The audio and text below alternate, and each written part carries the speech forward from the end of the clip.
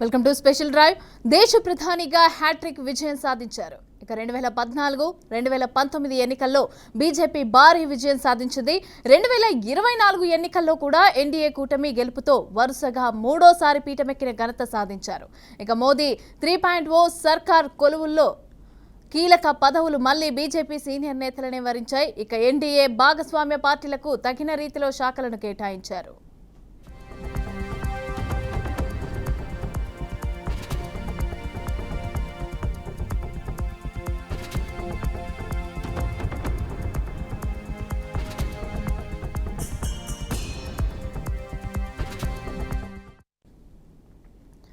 కీలకమైన హోంశాఖ, రక్షణ శాఖ, విదేశాంగ శాఖ, రోడ్డు రవాణా శాఖ, ఆర్థిక శాఖలు ఇక బీజేపీ నేతల చేతిలోనే ఉన్నాయి. హోంశాఖను తిరిగి అమిత్ షా నిలబెట్టుకున్నారు.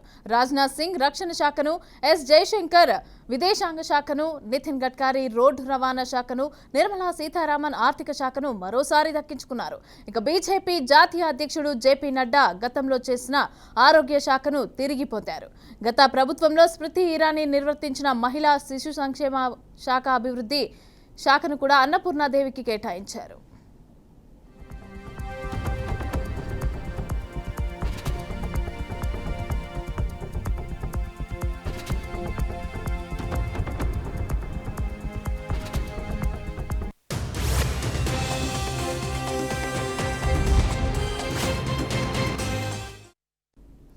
ఇక ప్రధాని నరేంద్ర మోదీ చేతిలోనే కీలక శాఖలు ఉన్నాయి. సిబ్బంది, ప్రజా ఫిర్యాదులు మరియు పెన్షన్ల మంత్రిత్వ శాఖను ప్రధానికి కేటాయించారు. Department of space, department of atomic energy ఇన్ఛార్జిగా కూడా నియమించారు. ఇవి కాకుండా ఏ మంత్రికి కేటాయించని కీలక విధానపరమైన అంశాలు అలాగే ఇతర అన్ని శాఖలను కూడా ప్రధాని చూసుకుంటున్నారు. ఇక మొత్తంగా మోదీ కేబినెట్లో 30 మంది కేబినెట్ హోదా మంత్రులు, 5 స్వతంత్ర హోదా కలిగిన సహాయ మంత్రులు, 36 సహాయ మంత్రులకు చోటు కల్పించారు.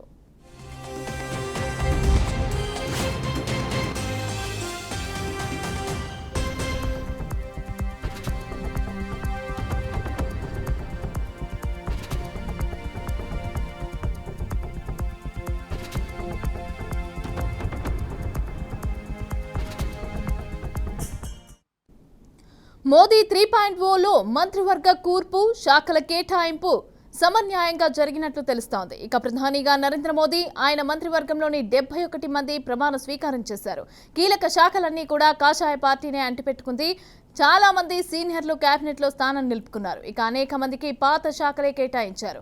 అమిత్ షా, రాజ్నాథ్ సింగ్, నితిన్ గడ్కరీ, నిర్మలా సీతారామన్, అశ్విని వైష్ణవ్ వంటి వారు తమ పాత శాఖలనే తిరిగి పొందారు.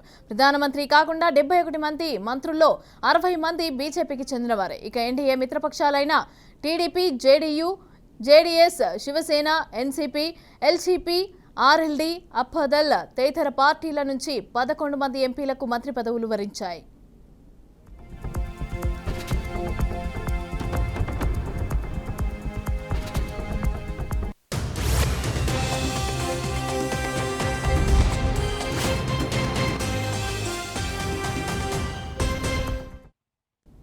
ఎన్డీఏ ప్రభుత్వ ఏర్పాటులో కీలకంగా ఉన్న టీడీపీకి ఓ కీలక శాఖ ఇచ్చారు. ఇక శ్రీకాకుళం ఎంపీ రామ్మోహన్ నాయుడుకైతే పౌర విమానయాన శాఖను మోదీ కేటాయించారు. మరో ఎంపీ పెమ్మసానికి గ్రామీణ అభివృద్ధి, కమ్యూనికేషన్ల సహాయ మంత్రిగా నియమించారు. ఇక బీజేపీ ఎంపీ భూపతిరాజు శ్రీనివాసవర్మకు ఉక్కు, భారీ పరిశ్రమల శాఖను కేటాయించారు. తెలంగాణలో బీజేపీ ఎంపీ కిషన్ రెడ్డికి కీలకమైన గనుల శాఖ కేబినెట్ హోదాతో అప్పగించారు. ఇక మరోవైపు కర్ణాటకలో 2, కేరళలో 1 మంత్రులుగా ప్రమాణ స్వీకారం చేశారు. ఇక మొత్తానికి మిత్రపక్షాలకు సమన్యాయం జరిగిందనే చెప్పవచ్చు. కానీ రాష్ట్రాలు తమ అవసరాలను బట్టి శాఖలుంటే అభివృద్ధి జరిగేదేమోనని అభిప్రాయపడుతున్నాయి.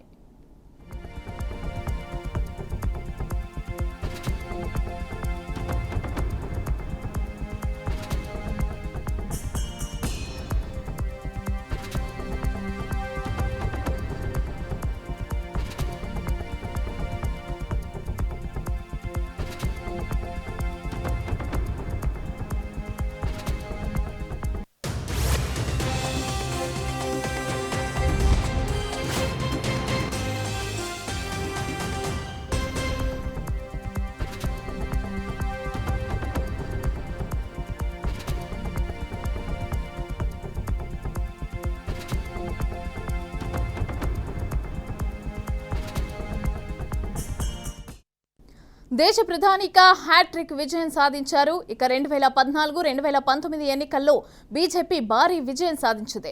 2024 ఎన్నికల్లో ఎన్డీఏ కూటమి గెలుపుతో వరుసగా మూడోసారి పీఠమెక్కిన ఘనత సాధించారు. ఇక మోదీ 3.0 సర్కార్ కొలువుల్లో కీలక పదవులైతే మళ్లీ బీజేపీ సీనియర్ నేతలనే వరించాయి. ఇక ఎన్డీఏ భాగస్వామ్య పార్టీలకు తగిన రీతిలో శాఖలనైతే కేటాయించారు.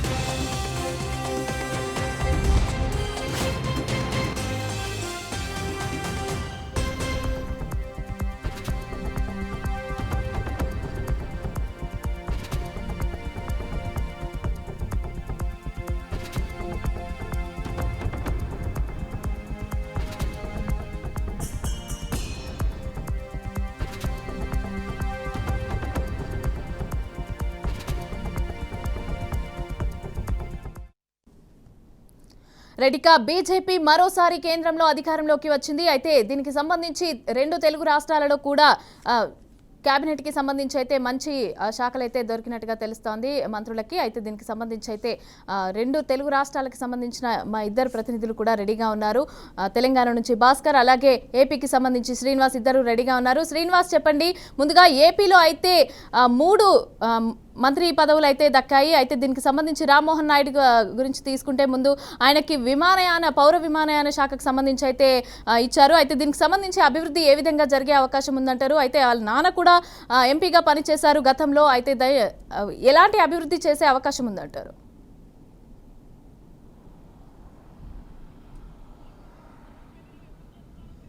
మమతా మోడీ 3.0 ఏదైతే పాలన ప్రారంభమైందో దీనికి సంబంధించి ప్రమాణ స్వీకారం జరిగిన తర్వాత తెలుగు రాష్ట్రాలకు మంచి ప్రాధాన్యత ఇస్తూ కూడా నిర్ణయం తీసుకోవడం జరిగింది. ముందుగా చూసినట్లయితే 2014, 2019, 2024 3 సార్లు కేంద్రంలో బీజేపీ పార్టీ అధికారంలోకి రావడం జరిగింది. బీజేపీ పార్టీ అధికారంలోకి వచ్చిన తర్వాత మిత్రపక్షాలకు కూడా మంత్రి పదవులు కేటాయిస్తూ కూడా నిర్ణయం తీసుకోవడం జరిగింది. ఉమ్మడి అంటే ఉభయ తెలుగు రాష్ట్రాలకు సంబంధించి 5గురికి అవకాశం కల్పిస్తూ కూడా నిర్ణయం తీసుకోవడం జరిగింది. అందులో ఆంధ్రప్రదేశ్ నుంచి శ్రీకాకుళం ఎంపీగా ఉన్నటువంటి రామ్మోహన్ నాయుడు, అలానే గుంటూరు ఎంపీగా ఉన్నటువంటి పెమ్మసాని చంద్రశేఖర్, అలానే బీజేపీ పార్టీ తరపు నుంచి శ్రీనివాస వర్మ, ఈ ముగ్గురికి కూడా మంత్రి పదవులు ఇస్తూ కూడా నిర్ణయం తీసుకోవడం జరిగింది. అయితే ముఖ్యంగా చూసినట్లయితే కనుక ఇక్కడ మోడీ పాలన ప్రారంభమవుతున్న తర్వాత డబుల్ ఇంజన్ సర్కార్ అంటున్న నేపథ్యంలో ఆంధ్రప్రదేశ్లో ఎన్డీఏ కూటమి అధికారంలో ఉంటాము, అలానే కేంద్రంలో కూడా ఎన్డీఏ కూటమి అధికారం ఉన్న నేపథ్యంలో ఇరువురి భాగస్వామ్యంతో రాష్ట్రం అభివృద్ధి పదంలో ముందుకు సాగుతుందంటూ కూడా చెబుతున్నటువంటి పరిస్థితి ఉండడం జరిగింది.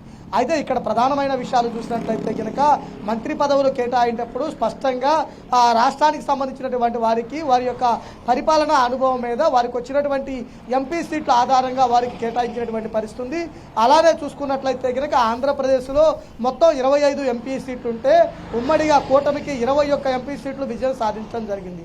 అందులో ప్రధానంగా చూసుకుంటే తెలుగుదేశం పార్టీ 16 స్థానాలు విజయం సాధించింది, జనసేన పార్టీ 2 స్థానాలు సాధించింది, అలానే బీజేపీ పార్టీ 4 స్థానాలు సాధించినటువంటి పరిస్థితి కూడా ఉండటం జరిగింది. అయితే ముఖ్యంగా చూసుకున్నట్లయితే కనుక ఇక్కడ ప్రధానమైన విషయాలలో మనం చూసుకున్నట్లయితే కనుక ఆంధ్రప్రదేశ్కు కేంద్ర మంత్రి పదవులు 3 లభించినాయి. 3టిలో పౌర విమానశాఖ మంత్రి పదవిగా కింజవరపు రామ్మోహన్ నాయుడు, అంటే వాళ్ళ నాన్న ఎర్రంనాయుడు కూడా గతంలో కేంద్ర మంత్రిగా పనిచేశారు, ఎంపీగా పనిచేస్తున్నారు, అనుభవం ఉంది.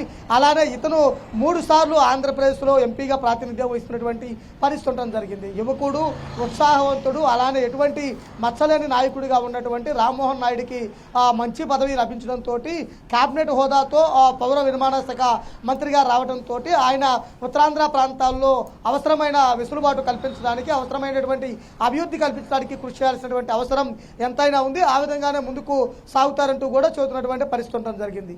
ఇక రెండో వ్యక్తి పెమ్మసాని చంద్రశేఖర్ చాలా అదృష్టవంతుడని కూడా చెప్పవచ్చు. ఆయన మొదటిసారి ఎన్నికల్లో పోటీ చేశారు, భారీ మెజార్టీతో గుంటూరు నుంచి విజయం సాధించారు.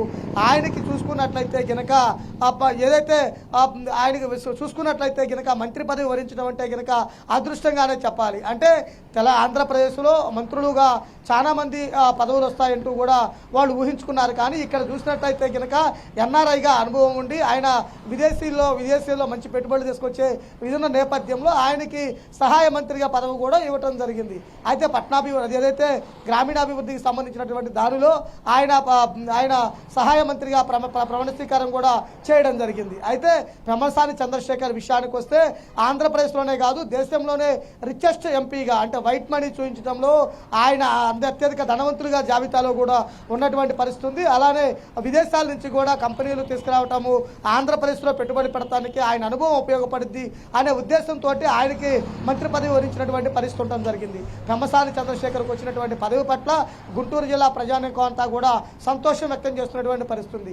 ఇక మూడో వ్యక్తి చూస్తే కనుక శ్రీనివాస్ వర్మ అంటే భూపతి శ్రీనివాస్ వర్మ చూసుకున్నట్లయితే కనుక బీజేపీ పార్టీలో సామాన్య కార్యకర్త నుంచి రాష్ట్ర స్థాయి కార్యదర్శి పదవి వరకు కూడా ఆయన నిబద్ధతో పనిచేశారు. ఆయనకి సీటు కేటాయించడం కూడా ఒక అనూహ్యమని చెప్పొచ్చు.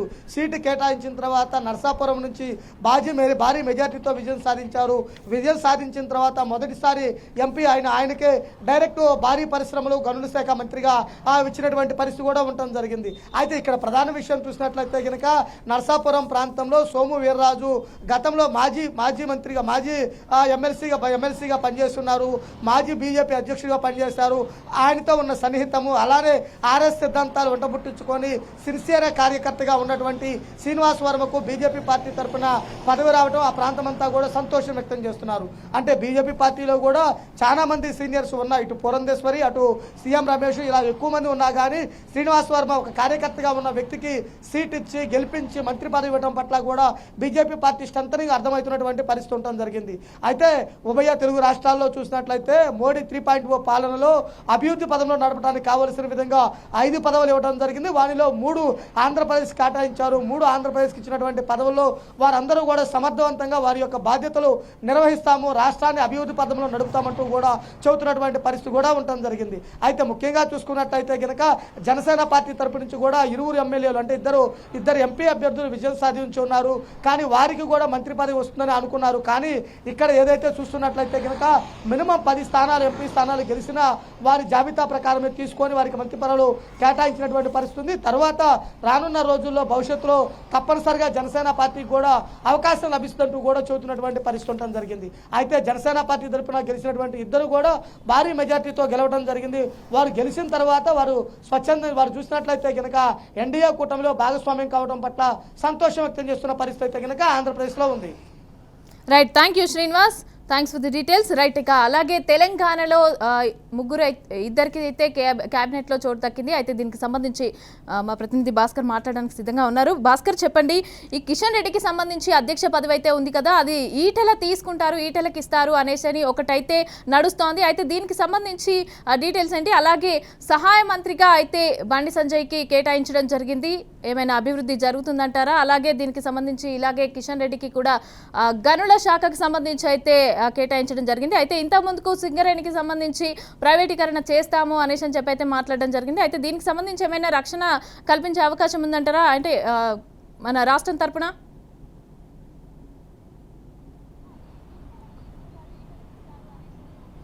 మమత ఏదైతే ఉందో దేశంలో మూడోసారి మోదీ ప్రభుత్వం వీళ్ళ అధికారంలోకి వచ్చిన పరిస్థితి. ఎందుకంటే మొదటిసారి రెండో టర్ము 2019, 2014, 2019, 2024 3 టర్ములు కూడా ఇవాళ ఒక జవహర్లాల్ నెహ్రూ తర్వాత ప్రధానంగా 3 సారి బీజేపీ పార్టీని అధికారంలో తీసుకురావడం నరేంద్ర మోదీకే సాధ్యమందని చెప్పేసి ఇలా చాలామంది నెటిజన్లు కావచ్చు ఇలా రాజకీయ విశ్లేషకులు చెప్తున్న పరిస్థితి. అదే నేపథ్యంలో మొదటగా బీజేపీ పార్టీ 400 సీట్లు వస్తాయని చెప్పి డబుల్ డిజిట్ వస్తాయని చెప్పేసి ఆశించిన నేపథ్యంలోనే అవి కాస్త 300 లోపే పడిపోయిన పరిస్థితి ఉంది. మొత్తానికి ఆ నేపథ్యంలోనే వీళ్ళ దేశంలో మొత్తానికైతే ప్రధానంగా ఉన్నటువంటి బీజేపీ పార్టీ మూడోసారి అధికారంలోకి రావడం ఇలా ఆశిస్తున్న పరిస్థితి తెలంగాణ ప్రజలు కావచ్చు, ఇటు ఆ దేశంలో ఉన్నటువంటి ప్రజలు కావచ్చు. ముఖ్యంగా తెలంగాణ రాష్ట్ర విషయానికి వస్తే తెలంగాణ రాష్ట్రంలో ఇవాళ ఉన్నటువంటి బీజేపీ పార్టీ మొత్తం తెలంగాణ రాష్ట్రంలో 17 పార్లమెంటు స్థానాలు గాను ఇవాళ 8 పార్లమెంటు స్థానాల్లో బీజేపీ కైవసం చేసుకుంది, మరొక 8 కాంగ్రెస్ కైవసం చేసుకుంది. ఒక సీటు మాత్రం కేవలం ఎంఐఎంఐ, అది హైదరాబాద్లో ఎంఐఎం దక్కించుకున్న పరిస్థితి. అదే ముఖ్యంగా ఈ విషయానికి వస్తే బీజేపీకి సంబంధించి 8 పార్లమెంటు స్థానాలు కానీ 8లో ఇప్పుడు తెలుగు రాష్ట్రాలకు ఇలా ఎన్డీఏ పక్షంగా అధికారం చేపట్టినటువంటి బీజేపీ పార్టీ మూడోసారి కేంద్ర ప్రభుత్వం చేపట్టినటువంటి బీజేపీ పార్టీ ఇలా తెలంగాణ రాష్ట్రంలో 8 పార్లమెంటు స్థానాలు గెలవడంతో దాంట్లో 2 ఇలా మంత్రి పదవులు తెలంగాణకు కేటాయించిన పరిస్థితి. ఒకటి మొదటగా సికింద్రాబాద్ నుంచి గెలిచినటువంటి కిషన్ రెడ్డి ఇవాళ గతంలో మంత్రిగా పనిచేశారు. ఆయన రాష్ట్ర అధ్యక్షునిగా ప్రస్తుతం అధ్యక్షుని కూడా కొనసాగుతున్న పరిస్థితి. అదేవిధంగా నేపథ్యంలో మొదటిసారిగా మళ్ళీ ఆయనకు రెండోసారి కూడా ఇవాళ మూడో ప్రభుత్వంలో బీజేపీ ఉన్నటువంటి కేంద్ర ప్రభుత్వంలో మూడోసారి అధికారంకి వచ్చిన మోడీ ప్రభుత్వంలో మళ్ళీ ఆయనకు మంత్రి పదవి దక్కింది. అది గనుల శాఖ కేటాయించిన పరిస్థితి ఉంది. ఎందుకంటే మొదటి నుంచి కిషన్ రెడ్డి ఆర్ఎస్ఎస్ భావజాలంగా మొదటి నుంచి హైదరాబాద్లో పట్టున్న నేత, ఒక రెడ్డి సామాజిక వర్గానికి చెందినటువంటి నేత. ఇలా బీజేపీలో ఉన్నటువంటి ఒక సమైక్యతోటి సఖ్యతతోటి ఇలా బీజేపీలో ఉన్నటువంటి రాష్ట్రంలో అనేక సార్లు ఎక్కడ కూడా కాంట్రవర్సీ లేకుండా ఇలా తెలంగాణ రాష్ట్రంలో ఇలా మంత్రి పదవిగా పనిచేస్తున్నటువంటి కిషన్ రెడ్డికి మరొకసారి అవకాశం దక్కింది. అదే విషయం చూసుకుంటే ఇప్పుడు ప్రస్తుతం ఆయన బీజేపీ రాష్ట్ర అధ్యక్షునిగా కొనసాగుతుండు. పూర్వ అధ్యక్షుడు కిషన్ రెడ్డి, పూర్వ అధ్యక్షుడు ఉన్నటువంటి ఏదైతుందో ఇలా బండి సంజయ్, గతంలో ఉన్నటువంటి ఇలా కరీంనగర్ ఎంపీకి గెలిచినటువంటి బండి సంజయ్కి మరొకసారి ఇలా మొదటిసారి ఇలా మంత్రి అవకాశం దక్కింది. ఇలా ఏదో రాష్ట్రంలో బండి సంజయ్ అధ్యక్షునిగా పనిచేసినటువంటి బండి సంజయ్కి ఇలా రాష్ట్రంలో ఫైర్ బ్రాండ్గా ఉన్నటువంటి బండి సంజయ్ గత ప్రభుత్వం టీఆర్ఎస్ ప్రభుత్వం అధికారంలో ఉన్న నేపథ్యంలో ఇలా బీజేపీ అరెస్టులు కావచ్చు, బీజేపీకి మంచి అంటే ఒక పట్టు రావడం, తెలంగాణలో ఒక ఫైర్ బ్రాండ్గా ఒక ఇమేజ్ తీసుకొచ్చినటువంటి క్యాండిడేట్ బీజేపీ బండి సంజయ్. ఆ నేపథ్యంలో ఆయన బీజేపీ సంబంధించినటువంటి బండి సంజయ్ కరీంనగర్ ఎంపీగా గెలిచాడు. ఆయన కార్పొరేటర్ స్థాయి నుంచి కేంద్ర మంత్రి వరకు కూడా ఇలా బండి సంజయ్ ఎదిగినటువంటి పరిస్థితి. మొదటి నుంచి ఆయన ఆర్ఎస్ఎస్ భావజాలం గల వ్యక్తి క్యాండిడేట్. ఆయన ఒక బీజేపీ నేతృత్వంలో బీజేపీ పట్టుగల వ్యక్తి. బీజేపీ మొదటి నుంచి కూడా బీజేపీ నరాన బీజేపీ ఉన్నటువంటి వ్యక్తి బండి సంజయ్కి ఇలా కేంద్రంలో సహాయ మంత్రి హోంశాఖ సంబంధించినటువంటి హోంశాఖ కేబినెట్ హోదా ఉన్నటువంటి మంత్రి అమిత్ షాకు నేతృత్వంలో సహాయ మంత్రికి ఇలా బండి సంజయ్కి అవకాశం దక్కింది. బండి సంజయ్ కనుక తెలంగాణలో అవకాశం ఇలా హోంమంత్రిగా సహాయ మంత్రిగా పనిచేస్తుంది కాబట్టి బండి సంజయ్ ఇప్పుడు కిషన్ రెడ్డి ఒక పక్క, మరొక పక్క ఇలా బండి సంజయ్ ఇద్దరు కూడా తెలంగాణ రాష్ట్రంలో మంత్రి పదవులు దక్కడం ఇలా ఆర్చిస్తున్న పరిస్థితి. బీజేపీ శ్రేణులు కావచ్చు, ఇలా బీజేపీకి ఉన్నటువంటి కార్యకర్తలు కావచ్చు, నేటి వరకు తెలంగాణలో ఉన్నటువంటి బీజేపీ క్యాడర్ కావచ్చు. ఎందుకంటే తెలంగాణలో మొదటిసారిగా 2 మంత్రి పదవులు రావడం, ఎందుకంటే గతంలో ఒకటే మంత్రి పదవి ఉండే అది కిషన్ రెడ్డికే దక్కింది. ఇలా 8 పార్లమెంటు స్థానాలు గెలవడంతో ఇలా 2వ మంత్రి పదవి కూడా ఇవాళ బండి సంజయ్కి రావడం జరిగింది. అదే ఇలా బండి సంజయ్ కావచ్చు, కిషన్ రెడ్డి కావచ్చు, ఇలా పూర్తి స్థాయిలో తెలంగాణ మీద ఫోకస్ చేస్తారు, తెలంగాణని అభివృద్ధి చేస్తారు. తెలంగాణకి ఇలా ప్రధానంగా ఇలా ఏదైతుందో కేంద్ర ప్రభుత్వం చేసి తీసుకొచ్చిన నిధులు కావచ్చు, కేంద్ర ప్రభుత్వంలో వచ్చినటువంటి డెవలప్మెంట్ యాక్ట్ కావచ్చు, ఇప్పుడు హోంశాఖకు సంబంధించిన పోలీస్ స్టేషన్లు కావచ్చు, ఇతర ఏదో హోంశాఖకు సంబంధించినటువంటి అన్ని అభివృద్ధి చేయడం కోసం ఇలా మొదటగా తెలంగాణ రాష్ట్రానికి ఇలా ప్రయారిటీ దక్కుందని చెప్పేసి ఇలా ఆశిస్తున్న పరిస్థితి. అదేవిధంగా కిషన్ రెడ్డి కూడా ఇలా గనులు కావచ్చు, రైల్వేని కూడా అతను అనేక సందర్భాల్లో ప్రైవేటు పరం చేస్తున్న ముఖ్యంగా గనుల శాఖ కిషన్ రెడ్డి కేటాయించడంతో ఇలా రైల్వే ఇలా సింగరేణి కావచ్చు అన్నీ కూడా ప్రైవేటు పరం చేస్తామని చెప్పి గతంలో బీజేపీ ప్రభుత్వం ప్రకటించిన పరిస్థితి. అదేవిధంగా ఇలా తెలంగాణకు గనుల శాఖ కేటాయించారు కాబట్టి దానికి అదే నేపథ్యంలో ఎక్కడ కూడా ప్రైవేటు పరం చేయకుండా ఇలా కిషన్ రెడ్డి దానికి ఒక అడ్డుకోవడం కావచ్చు, దానికి ఒక రక్షణ కల్పించే విధంగా తెలంగాణకు సింగరేణిలో పనిచేసినటువంటి ఎంప్లాయీస్కి అందరికీ కూడా ఒక ప్రొటెక్షన్ కల్పిస్తాడు. తప్పకుండా తెలంగాణ ప్రజలకు అండగా ఉంటాడు. తెలంగాణ సింగరేణి ఎంప్లాయీస్కి అందరికీ అండగా ఉంటాడు. తెలంగాణ సింగరేణిలో పనిచేసి అన్ని కుటుంబాలను ఆదుకుంటాడని చెప్పేసి ఇలా ఆయన మీద పెద్ద మొత్తంలో ఆశ కలుపుతున్న పరిస్థితి. మొత్తానికి ఓవరాల్గా చూసుకుంటే తెలంగాణ రాష్ట్రానికి 2 మంత్రి పదవులు రావడం వల్ల తెలంగాణకు డెవలప్మెంట్ జరుగుతుంది, తెలంగాణ అభివృద్ధి చేస్తారు తప్పకుండా అనేది ఒక ఆశిస్తున్న పరిస్థితి. ఎందుకంటే మొదటిసారికి ఇప్పుడు గతంలో 10 ఏళ్ళ అధికారంలో ఉన్న టీఆర్ఎస్ పార్టీ మొన్ననే 2024 ఎన్నికల ఓటమి పాల్గొనడం జరిగింది. మన కొత్తగా వచ్చినటువంటి కాంగ్రెస్ పార్టీ అధికారంలోకి వచ్చింది. అధికారంలో రాగానే 6 నెలలు అవుతుంది అధికారంలోకి వచ్చి తెలంగాణలో. ఇలా అధికారంలోకి వచ్చినటువంటి మొన్న ఎన్నికల్లో 17 స్థానాలు కానీ 8 స్థానాలు కాంగ్రెస్ పార్టీ కైవసం చేసుకుంది. సేమ్ ఈక్వల్ 17 స్థానాలు కానీ చెరొక 8 స్థానాలు కైవసం చేసుకురు. ఈక్వల్గా ఉన్న పరిస్థితి. ఇలా పార్లమెంట్ విషయానికి వస్తే బలాలు సమానంగా ఉన్న పరిస్థితి. చెరొక 8 స్థానాలు గెలుచుకురు కాబట్టి ఇవాళ నువ్వా నేను అన్నట్టు ఇలా బీజేపీ ఇలా కాంగ్రెస్ పార్టీ ఉన్న పరిస్థితి. ఎందుకంటే ఇవాళ ఇద్దరికి 2 మంత్రి పదవులు తెలంగాణకు వచ్చినాయి కాబట్టి రాబోయే రోజుల్లో తెలంగాణ రాష్ట్రంలో అధికారమే లక్ష్యంగా ఇలా బీజేపీ ప్రతి అడుగు ఒక వ్యూహంగా ఒక లక్ష్యంగా ముందుకేస్తున్న పరిస్థితి మనం చూస్తున్నాం. ఎందుకంటే మొత్తానికి కనీసం మనకు ఉన్నటువంటి పరిస్థితిలో తెలంగాణలో ఫైర్ బ్రాండ్స్ ఇద్దరు కిషన్ రెడ్డి కావచ్చు, బండి సంజయ్ కావచ్చు, గతంలో ఇప్పుడు ఉన్నటువంటి తెలంగాణ రాష్ట్రం అట్టడుగున్నటువంటి పార్టీని చాలా ఫైర్ తీసుకొచ్చారు, పార్టీని చాలా విస్తృతంగా తెలంగాణలో తీసుకొచ్చిన పరిస్థితి ఉంది. కాబట్టి ఇద్దరికి మంత్రి పదవులు ఇవ్వడం వల్ల రాబోయే రోజులలో తెలంగాణలో అధికారం లక్ష్యంగా మొత్తానికి 17 స్థానాలు పార్లమెంటు స్థానాలు కైవసం చేసుకోవడం ముందుకెళ్తున్న పరిస్థితి. బీజేపీ యొక్క ప్రతి అడుగు కూడా ఒక వ్యూహంగా ముందుకేస్తున్న పరిస్థితి. దానిలో భాగంగానే మొదటిగా ఇలా ప్రయారిటీకి ఇలా కిషన్ రెడ్డి కావచ్చు, బండి సంజయ్ కావచ్చు ఇలా మంత్రి పదవిలో చోటు దక్కిందని చెప్పేసి అంటే అనుకున్న పరిస్థితి ఉంది. మొత్తంగా తెలంగాణలో ఉన్నటువంటి 2 మంత్రి పదవులు అభివృద్ధి జరుగుతుంది, అదేవిధంగా పార్టీ కూడా డెవలప్ అవుతుందని చెప్పేసి ఇలా బీజేపీ శ్రేణులు కావచ్చు, తెలంగాణలో ఉన్నటువంటి పార్టీ కార్యకర్తలు అందరూ కూడా ఒక అవకాశంగా భావిస్తున్న పరిస్థితి. అదేవిధంగా తెలంగాణలో ఇప్పుడు ఆ అధ్యక్ష పదవి కోసం ఇలా పెద్ద మొత్తంలో చర్చ జరుగుతున్న పరిస్థితి ఉంది. ఎందుకంటే బీసీ సామాజిక వర్గం చూసుకున్నటువంటి ఇలా బీఆర్ఎస్లో ఉన్నటువంటి కీలకమైన నేత, బీసీ సామాజిక వర్గం చెందిన కీలకమైన నేత ఇవాళ ఈటెల రాజేందర్ ఉన్నాడు. ఈటెల రాజేందర్ ఇలా ప్రధానంగా ఆయనకు చీఫ్ ఏదైతుందో తెలంగాణ రాష్ట్ర అధ్యక్షుడిగా పనిచేస్తున్నటువంటి కిషన్ రెడ్డి కాంచి, తర్వాత బండి సంజయ్ పనిచేస్తాడు. బండి సంజయ్ కాంచి కిషన్ రెడ్డికి వెళ్ళింది. తర్వాత వీళ్ళిద్దరికీ మంత్రి పదవిలో చోటు దక్కడంతో ఇలా ఈటెల రాజేందర్కి ఇలా మంత్రి పదవి చోటు దక్కకుండా ఆయనకు రాష్ట్ర అధ్యక్షునిగా వచ్చే అవకాశం ఉందని చెప్పి పెద్ద చర్చ జరుగుతున్న పరిస్థితి. ఎందుకంటే తెలంగాణలో ఒక ఫైర్ బ్రాండ్ ఉన్నటువంటి ఈటెల రాజేందర్, బీసీ సామాజిక వర్గం చెందిన ఈటెల రాజేందర్ 10 ఏళ్ళు మంత్రిగా పనిచేశాడు. అనేక రంగాల అనుభవం ఉంది. ఇలా చదువుకున్నాడు, తెలుగులో చెప్పి నేపథ్యంలో ఇలా ఈటెల రాజేందర్కి వచ్చే అవకాశం ఉంది. ఓవరాల్గా మళ్ళీ మహిళా దానికి చూసుకుంటే మహిళలకు సంక్షేమ దాని మహిళ కూడా ఇవాళ డీకేఆర్ని కూడా అవకాశం వచ్చే అవకాశం ఉందని చెప్పి చూస్తున్న పరిస్థితి. ఓవరాల్గా తెలంగాణ రాష్ట్రంలో ఇలా 2 మంత్రి పదవులు రావడం, ఈటెల రాజేందర్కు ఆ బీజేపీ అధ్యక్షునిగా ఇస్తే మాత్రం తెలంగాణ రానున్న రోజుల్లో తెలంగాణలో ఇలా బీజేపీ అధికారమే లక్ష్యంగా ముందుకెళ్తున్న పరిస్థితి ఉంది. Mamata. Right, thank you Bhaskar. Right, ఇక ఏపీలో దీనికి సంబంధించి మరిన్ని డీటెయిల్స్ కూడా అందించడానికి మా ప్రతినిధి నరసింహులు సిద్ధంగా ఉన్నారు. నరసింహులు, చెప్పండి. అయితే ఈ ముగ్గురికైతే క్యాబినెట్లో చోటు దక్కింది. అయితే దీనికి సంబంధించి ముగ్గురికి కూడా అసలు ఈ గుర్తింపు దక్కింది అని అనుకోవచ్చు అంటారా? వాళ్ళ స్థాయికి తగ్గ గుర్తింపు దక్కింది అని అనుకోవచ్చా? అలాగే వీళ్ళు ఎలాంటి ప్రాజెక్టులు తీసుకొచ్చే అవకాశం ఉందంటారు? అంటే ఏపీకి అయితే నీడ్ ఇప్పుడు అభివృద్ధికి సంబంధించి, సో వీళ్ళు ఎలాంటి ప్రాజెక్టులు తీసుకొచ్చే అవకాశం ఉందంటారు? ఏ విధంగా అభివృద్ధి చేసే అవకాశం ఉందంటారు?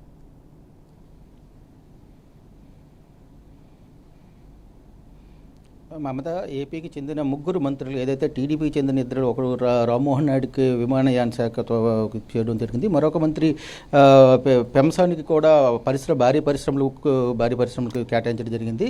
దీనితో కూడా శ్రీనివాస్ వర్మకు కూడా ఏదైతే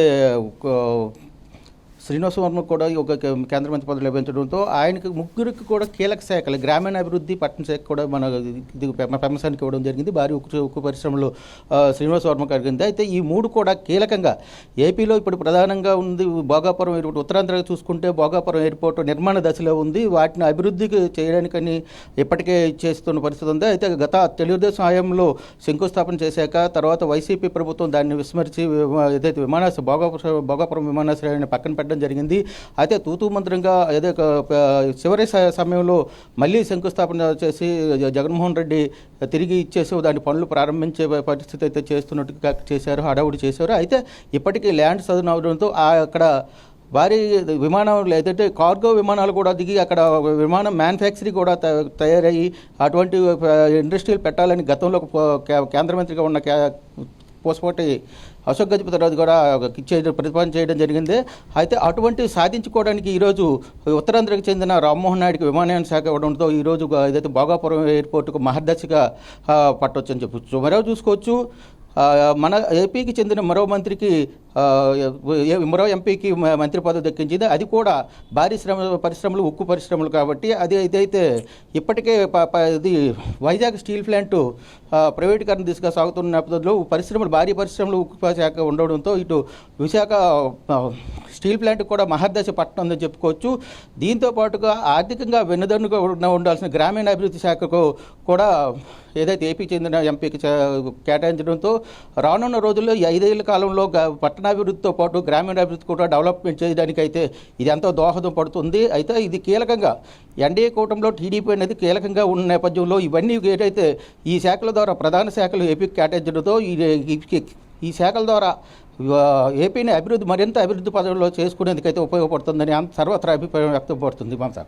right, thank you Narasimhulu, thanks for the details.